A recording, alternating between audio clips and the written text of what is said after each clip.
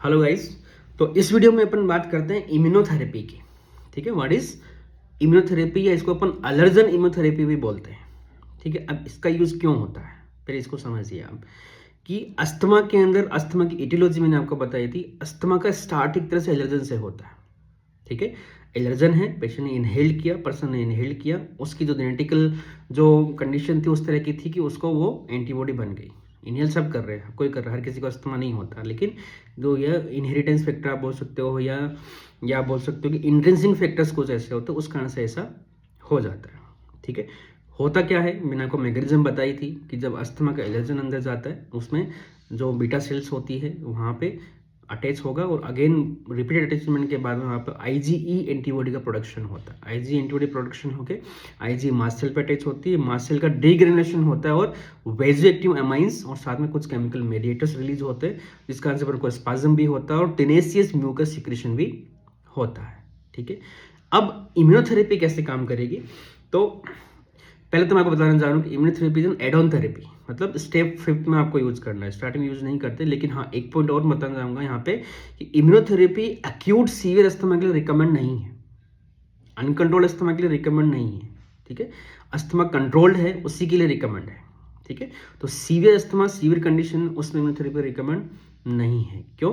क्योंकि यहाँ पे उल्टा आप बोल सकते हो कि इससे ऐसे साइड इफेक्ट हो सकता है, क्योंकि इम्यूनोथेरेपी का इटसेल्फ को साइड इफेक्ट होते हैं, बहुत रेयर है, एनाफाइलेसिस वगैरह होता है, बहुत रेयर होता है, लेकिन फिर भी ये सीवियर अस्थमा के लिए रिकमेंड नहीं है, ये जो कंट्रोल अस्थमा के लिए रिकमेंड, आप ऐसा याद रखिए।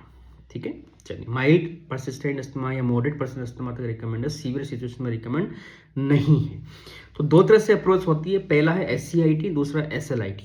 SCIT, एस मतलब subcutaneous immunotherapy, SLIT is sublingual immunotherapy. ठीक है, तो पहले मैं थोड़ा मैकेनिज्म की बात करूंगा इनकी। Okay, allergen immunotherapy. ठीक है, चलिए, तो this is the mechanism. Mechanism में देखिए कैसे दिख रहा है आपको। यस, तो यहाँ पे देखिए मैकेनिज्म इम्यूनोथेरेपी मैंने लिखा है, तो जो आपको ग्रीन में दिखाई दे रहा है वो तो इंड्यूसर हो गया, और रेड में दिखाई दे रहा है वो इनहिबिटर हो गया। तो मैं बिल्कुल शॉर्ट में बताऊंगा आपको कि सबसे पहले जो यहाँ पे ये टी सेल्स है, यहाँ पे TCLF4 एक एंटीजन है, वहाँ पे ये इंटरल्यूकिन बीटा है और इंटरल्यूकिन 10 है और TGF बीटा, उसके थ्रू आपका इनिबिशन होता है किनका, इओसिनोफिल, बेसोफिल, मास्ट सेल, इनका डिक्रीज एक्टिवेशन, यहाँ पे एक्टिवेशन कम हो जाता है। और साथ में जो इंटरल्यूकिन से 4, 5 और 13, 4, 5 और 13, जो कि यहाँ पे आपको केमिकल मीडिएटर्स है, ये वाले जो अस्थमा के अंदर, अस्थमा में इनका रोल है, तो इनको इनहिबिट किया जाता है। कौन कौन इनहिबिट कर रहा है, टी सेल भी यहाँ पे रोल है और बी सेल का भी यहाँ पे रोल है, ये इंटरल्यूकिन्स के थ्रू इनको इनहिबिट किया जाता है। और साथ में IgG एंटीबॉडी भी आज को इनहिबिट कर रही है। और एक और मैं इफेक्ट बताने जा रहा हूँ यहाँ पे, दिस इज डिक्रीज IgE, तो ये टी सेल है वो एक तरह से IgE का लेवल भी कम कर देती है। तो इम्यूनोथेरेपी कैसे काम कर रही है यहाँ पे, इम्यूनोथेरेपी इसको इंड्यूस करती है, यहाँ पे ये सेल, इसका इंडक्शन के कारण ये बनता है और ये इसको इनहिबिट करता है। तो एक सिंपल सा मैंने बताया कि यहाँ पे इम्यूनोथेरेपी इस तरह से काम करती है कि डायरेक्ट डिक्रीज IgE का लेवल भी कम हो जाएगा आपका, और साथ में इंटरल्यूकिन्स का लेवल भी यहाँ पे कम कर दिया जाता है, मतलब decrease T helper two cytokine production, cytokine production यहाँ पे कम हो जाता है। और दूसरा decrease activation of these cells भी हो जाएगा, तो जो इओसिनोफिल है उसका एक्टिवेशन भी कम हो गया, और साथ में डिक्रीज IgE लेवल भी हो जाता है। तो मेनली अपन यहाँ पे बात करेंगे ट्रीटमेंट के हिसाब से। तो मोस्ट कॉमनली स्टडीड जो इम्यूनोथेरेपी है वो house dust might and grass pollens, ये पॉइंट याद रखना। मोस्ट कॉमनली जो study immunotherapy that is house dust might, इसको HDM भी बोला जाता है, और दूसरा ग्रास पॉलेंस। तो सबसे पहले मैं बात कर रहा हूँ SCIT, सबक्यूटेनियस इम्यूनोथेरेपी। सबक्यूटेनियस मतलब आप समझ गए होंगे, सबक्यूटेनियसली इसको दिया जा रहा है। तो कैसे देते हैं, administration of progressively higher doses over a period of 3 to 5 years। समझ में आया, लोग नहीं लगवाते, इसका कारण ये भी होता है, थोड़ा सा लेंदी प्रोसीजर है, 3 to 5 ईयर तक ये देनी होती है इंक्रीज डोजिंग में। ठीक है, ग्रेजुअली प्रोग्रेसिवली इंक्रीज इसको डोजिंग दी जाती है, सबक्यूटेनियस से दी जाती है, महंगी भी होती है, लोग नहीं मतलब लेते नहीं है। ठीक है, और बोले कि कंट्रोल्ड वाले को दी जाती है, अनकंट्रोल इस शेयर को तो दी नहीं जाती, कंट्रोल में दी जाती है। लोग बोलते हैं मेरे को तो ठीक है, मुझे क्यों चाहिए। ठीक है, तो यहाँ पे बहुत ज़्यादा मोटिवेशन चाहिए होता है, बहुत ज़्यादा चीज़ें बतानी होती है, पढ़े लिखे लोग भी नहीं लेते। ठीक है, तो वो एक वेल सेटअप भी इसके लिए चाहिए होता है, क्यों, वो भी मैं आपको बताऊँगा। एफिकेसी की बात करें इसकी, reduction in inhaled corticosteroids dose requirement, बहुत ही अच्छा पॉइंट है। एफिकेसी क्या है इसकी, आपकी जो डोज रिडक्शन है वो कम कर देती है, सॉरी मतलब डोज का रिक्वायरमेंट है वो कम कर देती है। तो आपको इनहेल्ड कॉर्टिकोस्टेरॉइड की डोज आप जो ले रहे हो, जैसे हाई डोज आप ले रहे थे या मीडियम डोज ले रहे थे, उसको आपको लो डोज में काम चल जाएगा। दूसरा दिखा है improve asthma specific quality of life in lung function, improve asthma specific quality of life in lung function, decrease use of reliever and need of systemic corticosteroids मैं ऑलरेडी बता चुका हूँ। तो decrease use of reliever even salbutamol, मतलब जो आपको bronchiolitis भी आपको कम लेने पड़ेंगे, ठीक है। तो ये इसका एक एफिकेसी है, इसका इफेक्ट है। सेफ्टी वाइज इसकी बात करें तो इसमें सीवियर एलर्जिक रिएक्शन हो सकते हैं, लेकिन वो रेयर है।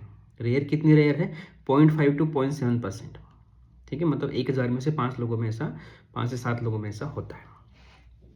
सीवियर अनकंट्रोल्ड फूड एलर्जीज हो सकती है, किसमें जो सीवियर अनकंट्रोल्ड अस्थमा है या फिर जो फूड एलर्जी वाले पेशेंट है उनमें ही मेनली यहाँ पे रिएक्शन देखी गई है, उनमें ही यहाँ पे ऐसा होता है। तो रिस्क फैक्टर है ये सिस्टमिक रिएक्शन के, जो इस कारण से हो सकती है, किसमें, सीवियर और अनकंट्रोल्ड अस्थमा, इसलिए यूजुअली उनमें अवॉइड किया जाता है, इसमें उनमें रिकमेंड नहीं है, ठीक है, यूजुअली लोग नहीं देते हैं। और साथ में पेशेंट विद फूड एलर्जीज है, क्योंकि उन्हीं से बनती है, ठीक है, फूड एलर्जी है उनसे बनती है, तो उसके हिसाब से ये नहीं दी जाती। एडवाइस क्या है यहाँ पे, बहुत ही अच्छे पॉइंट बताने जा रहा हूँ। क्या एडवाइस यहाँ पे जीना देता है, that is risk benefit ratio should be check.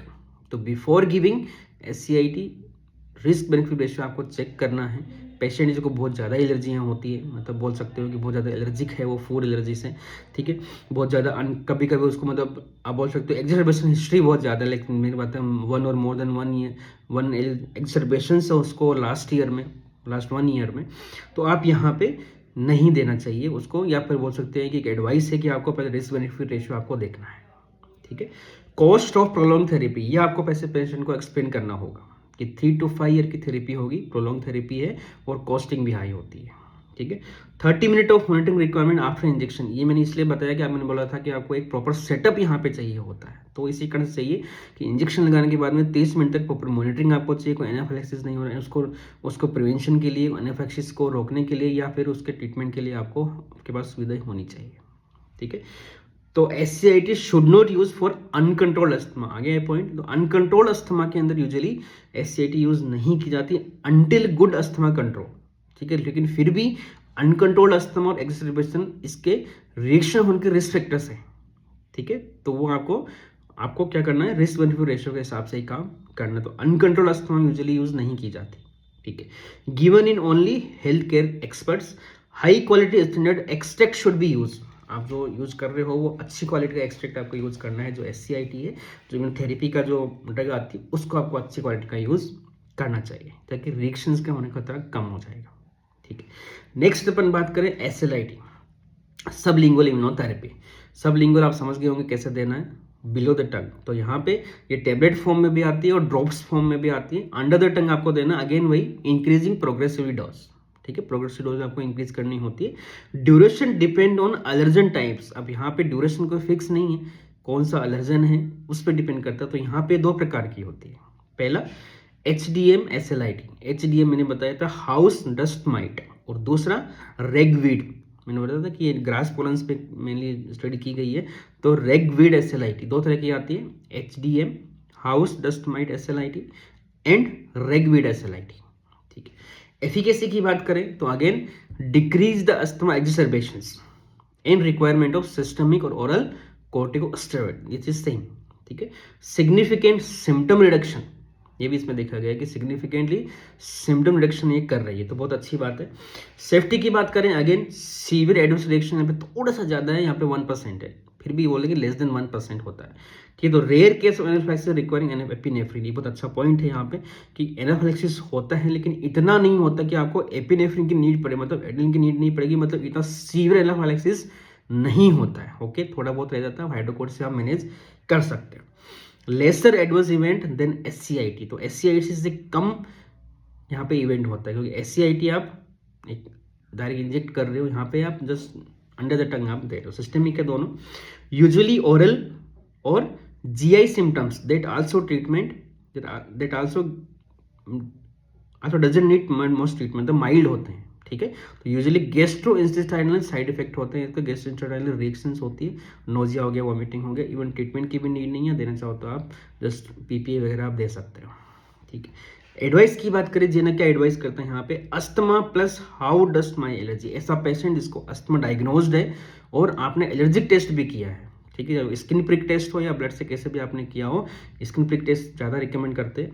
तो यहाँ पे house dust might say allergy उसको होनी चाहिए, क्यों?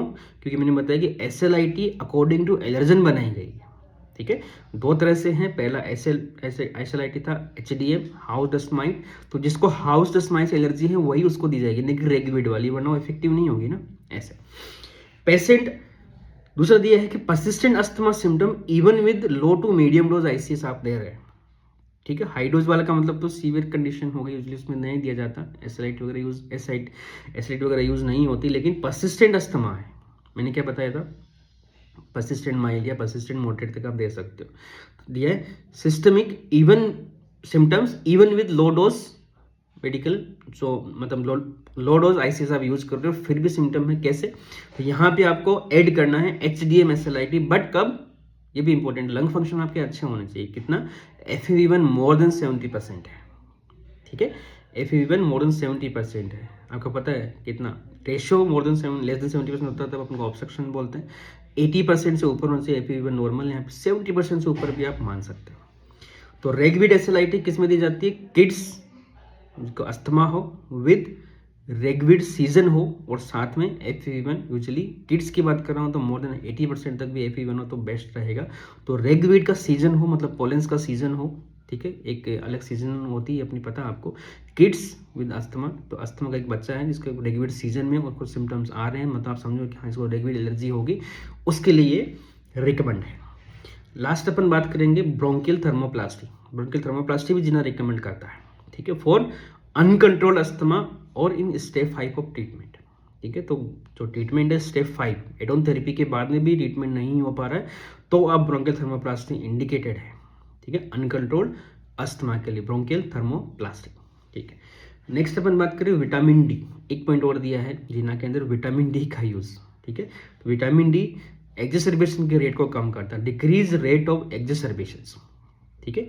तो ये विटामिन डी के लिए सप्लीमेंट यूज़ किए जाते हैं, तो आप अस्थमा वाले पेशेंट को विटामिन डी सप्लीमेंट दे सकते हो, ये बोल के उनको कि यस ये आपकी एक्जेसर्बेशंस को, मतलब जो अटैक्स वगैरह आते हैं, अटैक लोग समझते हैं अस्थमा का अटैक आता है, तो वो कम करता है, तो विटामिन डी सप्लीमेंट आप उसको दे सकते हो। Okay, thank you.